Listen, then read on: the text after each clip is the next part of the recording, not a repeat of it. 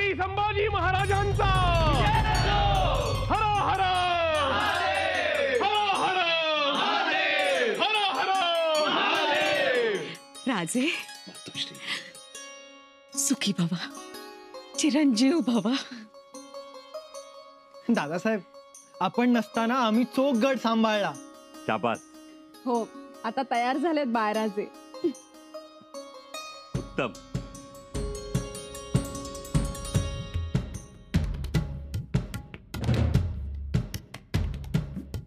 दादासाहेब, काय शोधताय?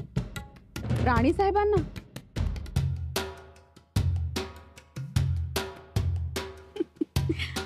आल्याच बघा।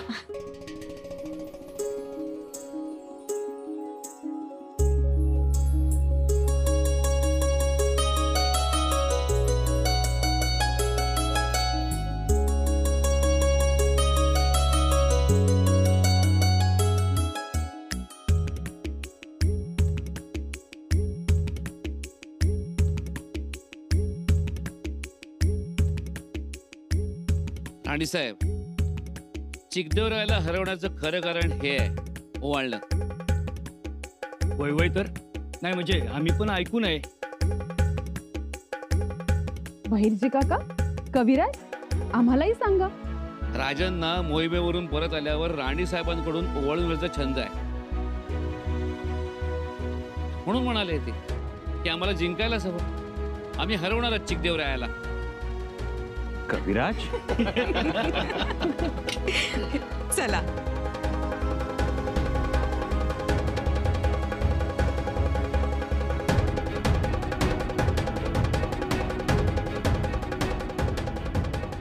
राजे,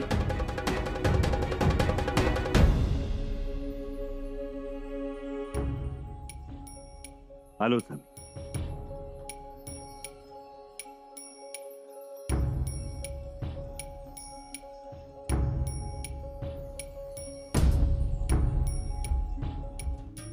राजन येतो म्हणून सांगून गेले आणि जावं लागलं। परंतु आता राजे सदरेवर नाहीयेत तर आपण काय करणार आहोत? हो, त्यांना येऊ दे। खरं तर राजांनी सदरेवर असायला हवं। आम्ही त्यांच्या आदेशाची आतुरतेने वाट बघतोय। नाही, खरं आहे तुमचं, पण त्यांना राणी साहेबांनी बोलवलंय म्हणजे जावं तर लागणारच। रणांगणात कितीही मोठा पराक्रम गाजवला तरी घरच्या आघाडीवर माणूस पराभूत ठरतो। रणांगणातले डावपेच, हुशारी इथे कामी येत नाही, असा आजवरचा अनुभव सांगतो। चला।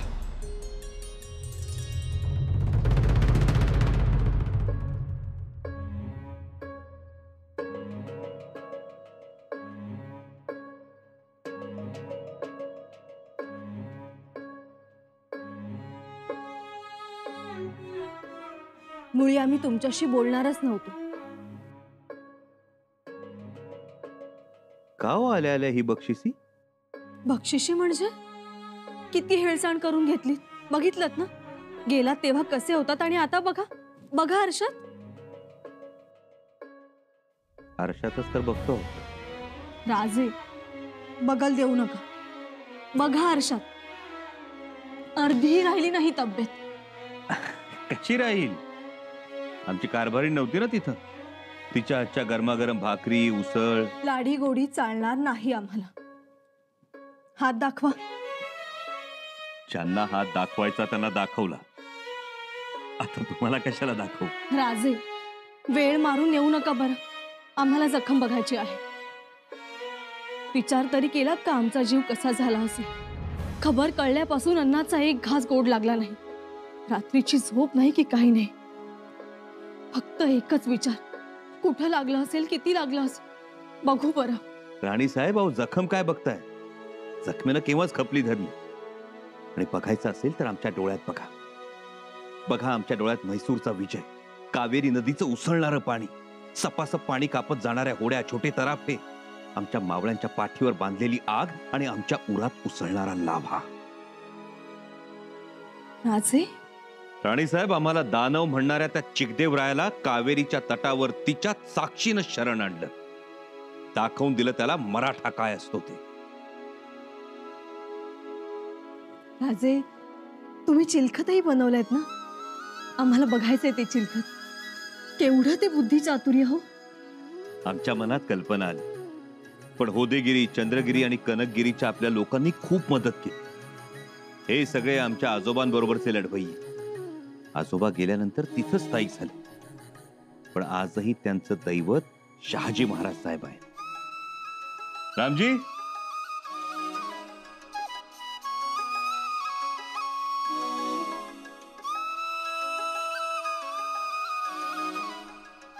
अगं बाई, किती कठीण आहे हो.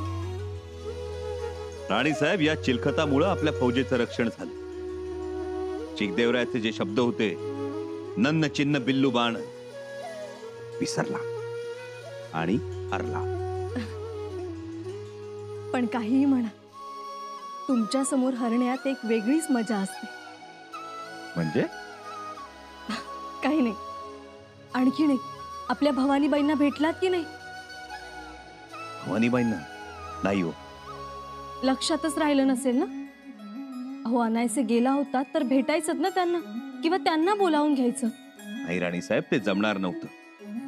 कारण स्वराज्यातून एक महत्वाची खबर मिळाली होती आम्हाला, म्हणून निघून आलो. लेकीपेक्षाही मोठी खबर? राणी साहेब, लेकीपेक्षा काही मोठं आहे आम्हाला, पण एक नामी संधी चालून आली. संधी कसली? राणी साहेब, अरबस्थानातलं एक बेट विकत घेतो आहोत आम्ही. अरबस्थानातील बेट? हो, अरबस्थानातील बेट. राजन, पण अरबस्थानातील बेट कसं विकत घेणार? आम्ही बेट विकत घेणार हे निश्चित. राजे, आम्हाला खुलासेवार गोष्टी सांगाव्यात. आधी एक गोष्ट लक्षात घ्या. आपल्या मातब्बर सरदारांनी औरंगजेबाच्या काही अरबी सरदारांना वणी गावाजवळ पकडून ठेवलं होतं. त्यात काही अरबी हेर सुद्धा होते. या अरबांपासून आपण सावध राहिलं पाहिजे राजे. खंडोजी, सावध तर आपण सगळ्यांपासूनच राहिलं पाहिजे. अरब काय आणि मोगल काय. परंतु राजन, हबीब बगदादी हा अरब आपला मित्र आहे. होय कविराज. जेव्हा आम्ही हबीब बगदादीला या अरबी सरदारांबद्दल, हेरांबद्दल सांगितलं, तेव्हा त्यानं आम्हाला या अरबी सरदारांकडून मोठी रक्कम दंड म्हणून वसूल करायला सांगितलं. आम्हालाही ते पटलं, कारण या अरबांनी स्वराज्य विरोधात काम केलं होतं. जेव्हा आम्ही अरबी सरदारांकडे रक्कम मागितली, तेव्हा त्यांनी ती रक्कम देण्यास असमर्थता दाखवली. त्यांनी औरंगजेबाशी संपर्क केला, पण त्यांच्या पदरीत निराशा आली. तेव्हा सुटकेसाठी या सरदारांनी त्यांच्या मालकीचं अरबस्थानातलं बेट गहाण ठेवलं. खातरजमा झालेली आहे. इराण अरबस्थानातल्या आपल्या हेरांनी तशी माहिती दिली आहे. राजन, ही फारच मोठी गोष्ट आहे. परंतु राजन, इतक्या दूरवर बेट घेऊन आपण करायचं काय?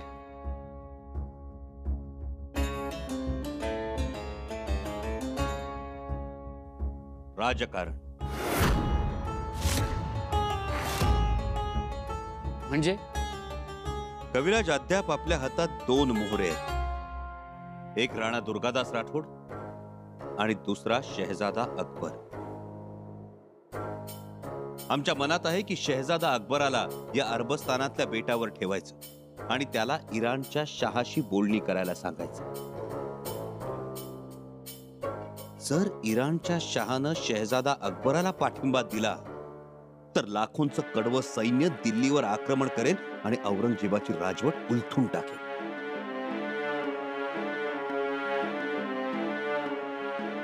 राजे, हे केवढं दूरदृष्टीचं राजकारण. इराणच्या शहाशी आम्ही केव्हाच पत्रव्यवहार सुरू केला आणि ही गोष्ट अर्थातच बहिर्जी काकांना ठाऊक आहे. तशाही त्यांना सगळ्या गोष्टी आधीच कळतात. राजन, आपलं हे धोरण कोणाच्याही लक्षात न येणार आहे. कविराज, आम्ही औरंगजेबाला पळता भुई थोडी करणार आहोत. निळोपंत, तुमच्यावर एक महत्वाची कामगिरी सोपवायची आम्हाला. जी, आदेश. निळोपंत, गोव्याचे फिरंगी आणि मुंबईचे टोपीकर इंग्रज या दोन्ही परकीय सत्ता स्वराज्यासाठी घातक आहेत. फिरंग्यांकडे आम्ही पाहतो, पण निळोपंत तुम्ही मुंबई प्रांताकडे लक्ष द्या आणि त्याची सुरुवात चौल पासून करा. कोळव, तळोजा, आमझोर, चेंबूर ही ठाणी तातडीनं घ्या. मुंबईवर वचक राहावा आणि त्या इंग्रजांच्या कारवायांना पायबंद बसावा म्हणून करंजा आणि एलिफंटा ही दोन्ही बेट काबीज करा. एलिफंटा बेट? इंग्रज म्हणतात एलिफंटा, आपल्यासाठी ती खारापुरी. तयारीला लागा, आपल्याकडे वेळ फार कमी आहे. जशी आज्ञा.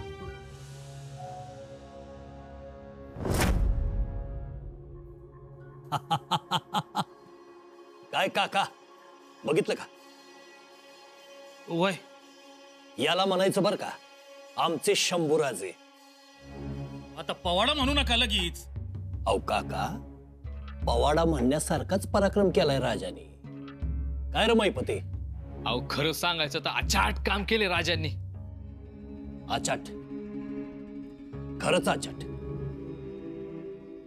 अहो हारलेला माणूस, बाण लागून जायबंदी झालेला माणूस परत कसा वाघावाने झेपावला का नाही? अहो म्हणून तर म्हणलं अचाट काम. काका साहेब, साधी गोष्ट आहे का दुसऱ्याच्या घरात घुसून त्याला थोबाडायचं? तेच केलं राजाने. त्या चिकदेव रायाचा चांगला नक्षा उतरवला.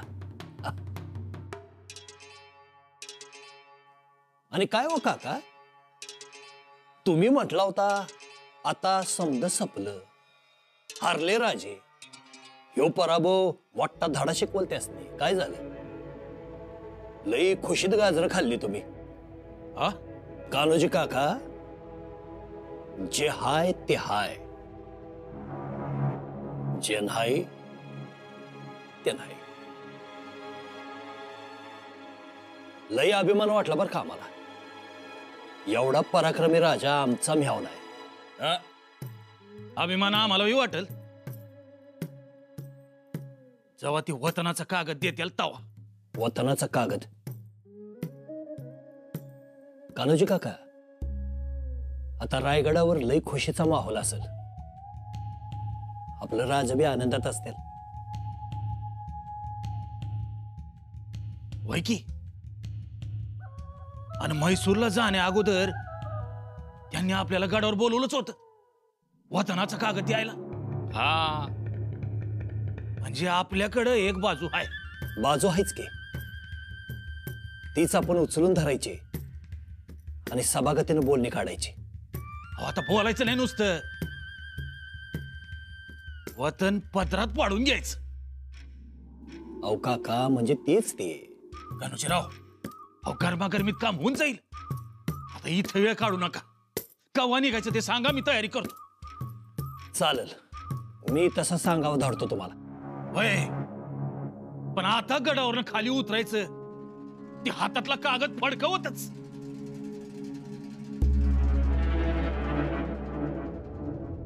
कुठं आहे अरबस्तान? हे इथं अरबस्तान, इथं इराण आणि इथं आपण. केवढा हा पल्ला! एवढ्या लांबच्या देशातलं बेट खरेदी केलं. खरंच कमाल राजांची. आपण नेहमी राजांच्या बरोबर असतो. त्यांचं चालणं बोलणं निरखत असतो. त्यांचे श्वास निश्वास आपल्या अंगावरून जातात. एखाद्या क्षणी वाटतं राजे आपल्याला समजले, पण दुसऱ्या क्षणी लक्षात येतं नाही, आपण समजतोय ते राजे नाही, राजे काहीतरी वेगळेच आहेत. म्हणजे कळला आकळला भासले तरीही दशांगुळी उरला, तसंच हे. होय, तसंच आहे हे. म्हणजे घृष्टम घृष्टम पुनरपि पुनश्चंदनम चारुगंधम छिन्न छिन्न पुनरपि पुनस्वादु चैवेक्षुदंडम दग्धम दग्धम पुनरपि पुनःकांचनम कांतवर्णम न प्राणांती प्रकृती विकृती जायते चोत्तमाना. म्हणजे चंदन कितीही उगाळलं, कितीही घासलं तरी त्याचा सुगंध कमी होत नाही. ऊस कितीही तोडला तरी त्याची गोडी कमी होत नाही. सोनं कितीही तापवलं तरी त्याचं धमकवर्ण कमी होत नाही. तसेच आहेत आपले राजन. खरंय कविराज, अगदी हाच स्वभाव. कधी कधी आम्हाला असं वाटतं आपले शंभूराजे मर्त्य मानव नाहीत, तर मा चंडीने दिलेला महाप्रसादच आहे. असा राजा मिळायला भाग्य लागतं, महाभाग्य. खरं सांगायचं तर त्यांच्या हातातली कलम तलवार कधी होते हे कळतच नाही. कवी म्हणून बघावं तर योद्धा म्हणून समोर उभे. निर्धाराचं, खरेपणाचं, सत्वाचं, रयतेच्या मायेचं राजवस्त्र पांघरलेला हा देवदूतच आहे. त्याशिवाय हे शक्य नाही. हो, एकाच वेळी कितीतरी गोष्टी राजांच्या डोक्यात सुरू असतात.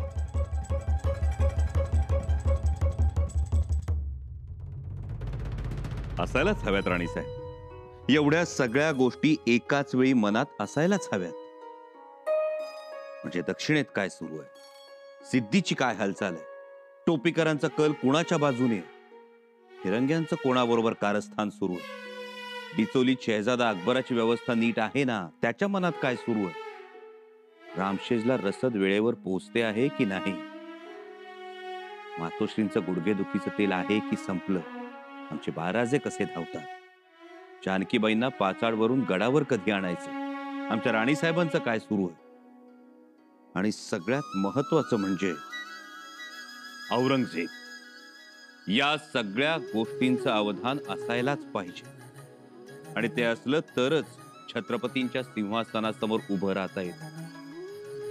खरं तर जबाबदारीच आहे ती आमची, आणि ती तुम्ही नीटपणे पेलताहे. म्हणूनच आम्हाला तुमचं कौतुक वाटतं. आमच्या बरोबर आमच्यातलेच एक म्हणून वावरणारे तुम्ही बघता बघता विचाराने, पराक्रमाने किती मोठे झालात हो. कळलं सुद्धा नाही आम्हाला. एक युवराज, एक पतिराज आणि आता थेट स्वराज्याचे छत्रपती. हा प्रवास तितकाच विलोभनीय आहे. राणीसाहेब, आजची रात्र आमच्या कौतुकाची भैरवी तर हळवणार नाहीत ना? राजे, आम्हाला आमच्या मनातलं तुमच्याशी बोलायचं असतं आणि तुम्ही मात्र आमची थट्टा करता. राणीसाहेब, अहो थट्टा नाही, कौतुक केलं आम्ही.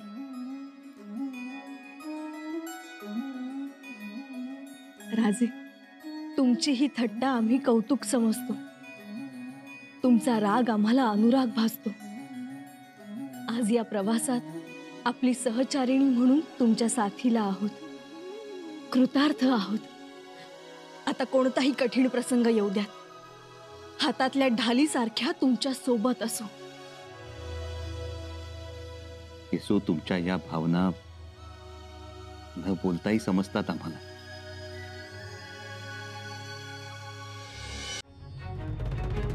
राजे, तुमच्या डोळ्यात पाणी. येसो, तुमचे हे शब्द, ही भावना आमची खरी शक्ती आहे. पत्नीचे धीराचे शब्द हे पतीसाठी भक्कम रायगड असतात.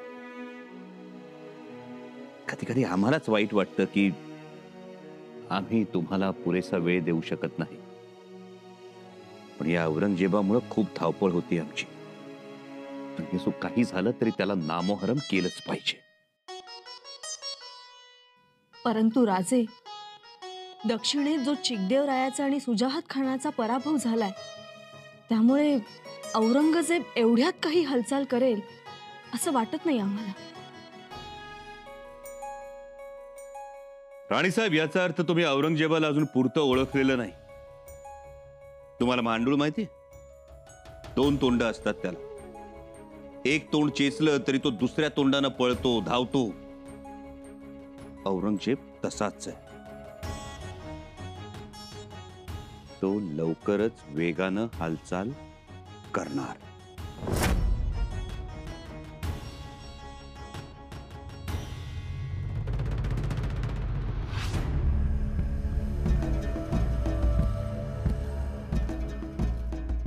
जहांपना, गोवा से कोई फिरंगी आए हैं.